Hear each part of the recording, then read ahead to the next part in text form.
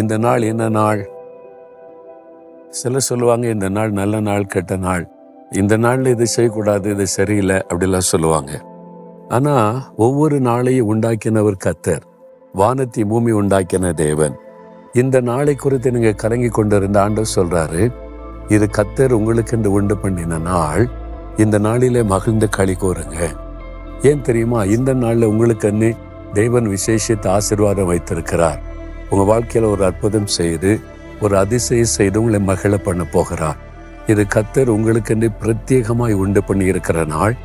இன்றைக்கு ஏதோ ஒரு காரியத்தை எதிர்பார்க்கிறீங்க, அந்த காரியத்தில் ஆண்டவர் உங்களுக்கு ஒரு அற்புதம் செய்ய போகிறார். நீங்க விசுவாசித்தீங்கன்னா இந்த நாள் முடிகிறக்குள்ள ஒரு அற்புதத்தை நீங்கள் காண்பீர்கள்.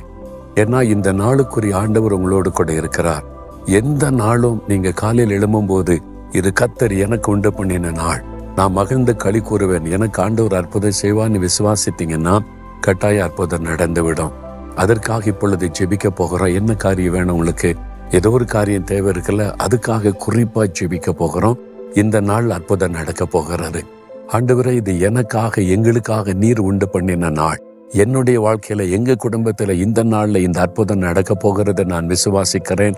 விசுவாசத்தோடு அற்புதத்தை எதிர்பார்க்கிறேன். அந்த அற்புதங்களை கண்டு மகிழ போகிறேன். இயேசுவின் நாமத்தில் ஜெபிக்கிறேன். ஆமேன்.